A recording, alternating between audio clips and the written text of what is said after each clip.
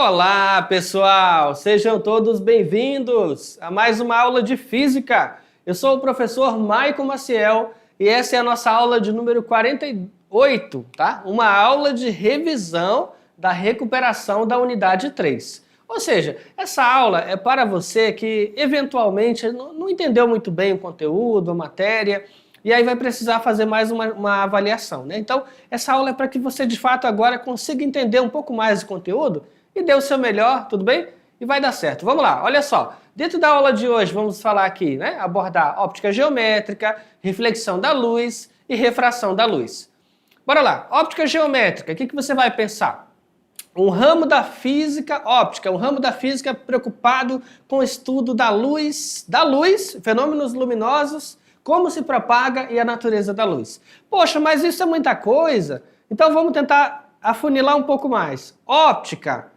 Aquela parte da física que se preocupa em como que a luz se propaga, é a óptica geométrica. Aquela parte da física que se preocupa em como é formada, né, a luz, como que os objetos são formados, tem alguma interferência na formação? Então já é uma óptica física. Então aqui a gente está falando sobre a propagação delas e por isso que é a óptica geométrica, ou seja, como que você consegue enxergar os objetos. Então vamos lá. Primeiro, considerando que você tem um meio homogêneo, ou seja, um meio formado pelo mesmo material, com a mesma densidade, como é que a luz se propaga? Em linha reta, tá? Sempre em linha reta, contanto que o meio seja homogêneo. Quer dizer, professor, que a luz não faz curva? Ela faz, se o meio for heterogêneo, tá? Se você pegar e fizer uma mistura aí, ó, vamos lá, colocou uma água no aquário ou colocou uma água num copo, aí misturou com água ali, sal, misturou com açúcar, dissolveu bem, aí tu pega algum tipo de laser, aí mira ali, ó, a luz vai sofrer um pequeno desvio. Pegou um aquário, fez uma mistura heterogênea no aquário, soltou um laser, parece que a luz está caindo lá dentro. Então a luz faz curva, se for um meio heterogêneo. Mas em um meio homogêneo, ela se propaga em linha reta. Lembra disso, propagação retilínea da luz. Raios e feixes luminosos. A luz ela pode ter raios luminosos que se afastam. Quando os raios estão se afastando, tu tem o quê? Um feixe divergente, tá? Então, ó, ela está se propagando no sentido de se afastar. É um feixe divergente. Mas se a luz tiver os raios luminosos se aproximando para um ponto, então os raios luminosos estão convergindo. Então são raios convergentes. Mas também tem aquela possibilidade. Os raios luminosos estão sempre à mesma distância um do outro. Olha só, um ao lado do outro, não se afastam, não se aproximam. Então, nesse caso, estamos falando, ó, de raios paralelos, né? Interessante. Câmera escura. Se você colocar um objeto a uma certa distância de uma câmera, né? Vamos falar de outra forma? Um recipiente totalmente fechado e esse recipiente tem um pequeno furo, um pequeno orifício aqui nessa parte da frente. E aí se eu tenho esse pequeno furo e esse pequeno orifício, é o suficiente para que os raios luminosos que refletirem nesse corpo iluminado saiam dele e se propaguem, olha só, sendo projetados no final dessa câmera escura. Lá no final ela tem uma profundidade. Então o objeto está a uma distância P da primeira parte da câmera escura e a profundidade dela é P'. Então, desse orifício aqui até a posição em que a imagem é projetada, né? Ela é projetada de cabeça para baixo, inclusive, é a nossa distância P'. Tudo bem, pessoal? Aí tem uma relação matemática simples entre a distância de afastamento e a distância na profundidade.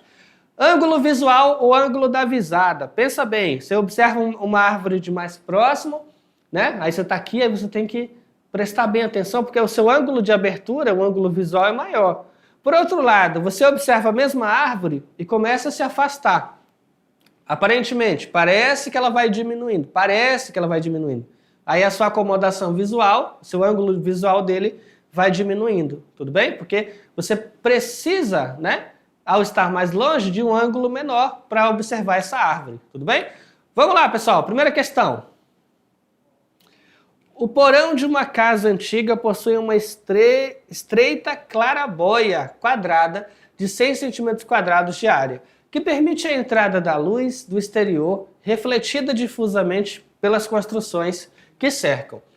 Na situação, na ilustração, vemos uma aranha. Opa!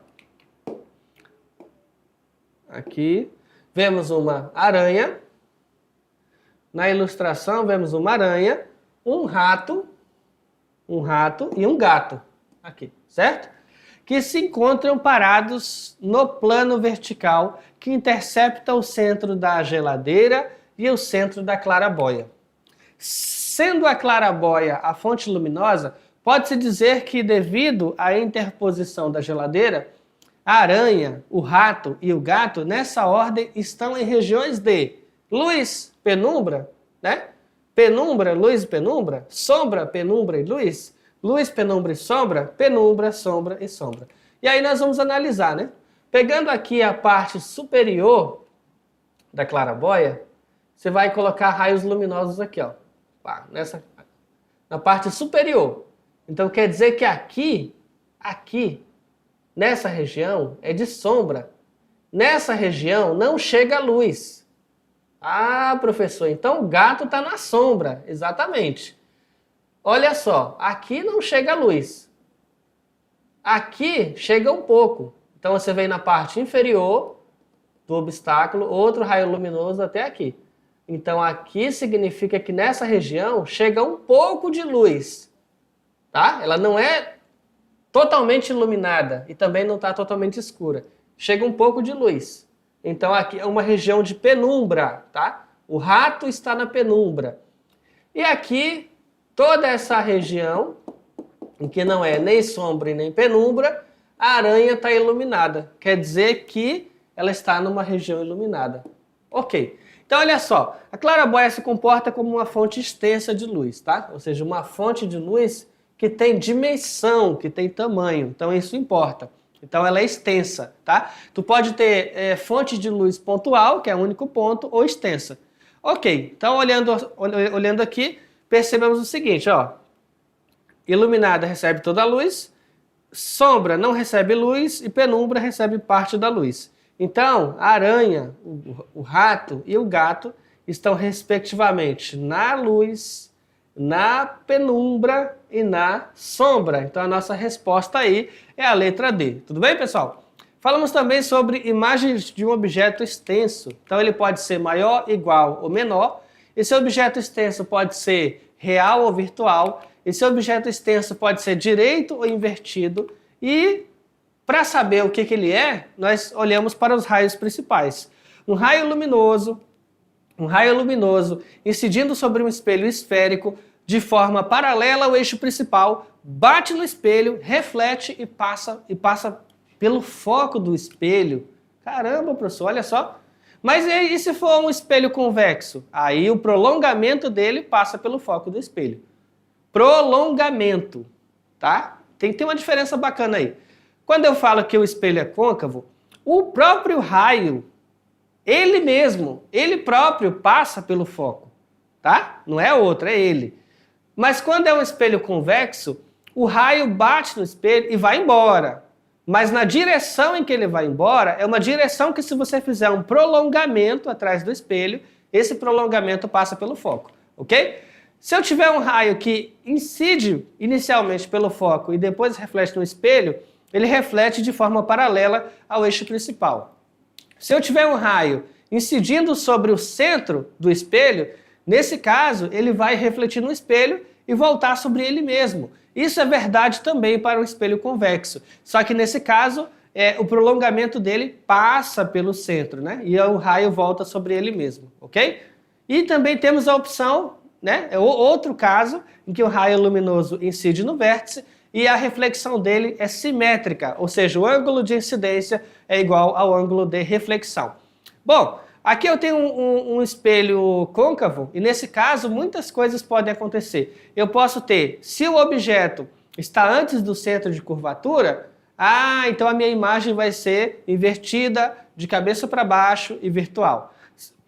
Se o meu objeto estiver sobre o centro, então a minha imagem vai ser invertida, de mesmo tamanho e real. Se o meu objeto estiver entre o centro e o foco, então a imagem formada vai ser invertida, maior e real. Se o objeto estiver sobre o foco, qual que é a imagem formada? Nenhuma imagem vai ser formada, tá? Porque os raios não vão se encontrar. Imagem própria. E se o objeto estiver entre o foco e o vértice, é o único caso onde ele vai formar uma imagem direita, virtual e maior. Olha que interessante, tá? Então, o espelho côncavo, ele é um espelho que dá muitas possibilidades de imagens para serem formadas, tá? Ah, o coitado, olha o convexo. O convexo só permite um tipo de imagem, tá? Ele sempre vai formar uma imagem que é formada atrás do espelho e, portanto, uma imagem virtual, direita e menor. Tudo bem, pessoal? Então, essa é a única opção que pode acontecer para um espelho convexo. Então, vamos lá. Manda na tela. É hora de recuperar. Enem, né? Questão Enem. Os espelhos retrovisores que deveriam auxiliar os motoristas na hora de estacionar ou mudar de pista, muitas vezes causam problemas. É que o espelho retrovisor, do lado direito, em alguns modelos distorce a imagem, dando a impressão de que o veículo está a uma distância maior do que é real. Esse tipo de espelho, chamado convexo, é utilizado com o objetivo de ampliar o campo visual do motorista, já que no Brasil se adota a direção do lado esquerdo, e assim o espelho da direita fica muito mais distante dos olhos do condutor. Então olha lá. Sabe-se que um espelho convexo, a imagem formada está mais próxima do espelho do que este está do objeto, o que parece estar em conflito com a informação apresentada na reportagem, tá? Então aqui está a imagem. Essa aparente contradição é explicada pelo fato de, letra A imagem projetada na retina do motorista ser menor do que o objeto, a velocidade do automóvel afetar a percepção da distância, o cérebro humano interpretar como distante uma imagem pequena, o espelho convexo ser capaz de aumentar o campo visual do motorista e o motorista perceber a luz vinda do espelho com a parte lateral do olho. E aí a resposta aqui, pessoal, é a seguinte: por adaptação, né, vamos colocar assim, da evolução humana, é natural que nós associemos algo que está distante como tendo uma imagem formada mais pequena. E essa é a confusão formada por esse tipo de espelho. Lembra que eu mostrei anteriormente as imagens que são formadas pelos espelhos côncavo e convexo? Quando eu mostrei o espelho convexo, eu mostrei que ele era o único que formava imagens virtuais e menores. Aí você fala assim, verdade, ele formava uma imagem menorzinha, né, e virtual. Então, quando o condutor está olhando o espelho e parece que aquele carro está menorzinho, poxa, mas a gente é acostumado a associar assim, se algo tá menor no espelho, tecnicamente, teoricamente, ele estaria mais afastado. Essa é uma verdade para um espelho plano, para um espelho esférico, não, tá? Então aqui é a nossa resposta. Nosso cérebro humano interpreta como distante uma imagem que é pequena. Essa é a fonte da confusão para esse tipo de espelho. Vamos nessa, pessoal? Então falamos também da refração da luz, fenômenos relacionados à refração, formação da imagem por refração, ou seja, eu tenho dois meios aqui com dois índices de refração diferentes. Aqui é o observador e o objeto que está sendo observado. O objeto que está sendo observado, ele é iluminado, claro. Então, um raio luminoso reflete na sua superfície. Esse raio luminoso passa de um meio para o outro. E perceba que ao passar de um meio para o outro, esse raio sofre um desvio. Então, acontece aqui a refração. Ou seja, no desvio, ele deveria, se passasse em linha reta, passar aqui, né? Deveria ser isso aqui. Mas como ele sofre esse desvio, ele engana o observador, né? Ele engana o observador. Ele dá a impressão que o raio vai sair aqui, ó, desviado. E se ele engana o observador acredita que a imagem formada está aqui. Aí você fala, professor, então se eu tenho dentro de uma superfície, né, fluida, um aquário, uma piscina, e eu estou observando de fora, de fato parece que o que está lá dentro está mais próximo da superfície.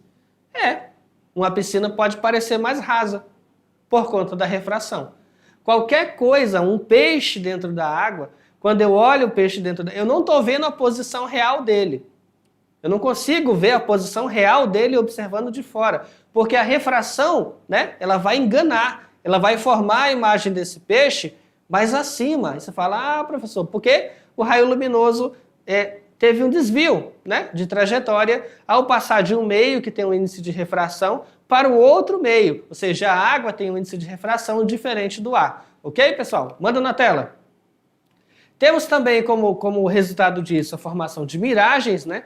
Então tem regiões que você vai olhar aqui e as camadas do ar mais afastadas da superfície vão estar a uma determinada temperatura e, portanto, a uma densidade, e aquelas camadas de ar mais próximas do solo, estando esse solo bem mais aquecido, estão a uma densidade diferente. Então isso dá, mesmo que seja ar, né?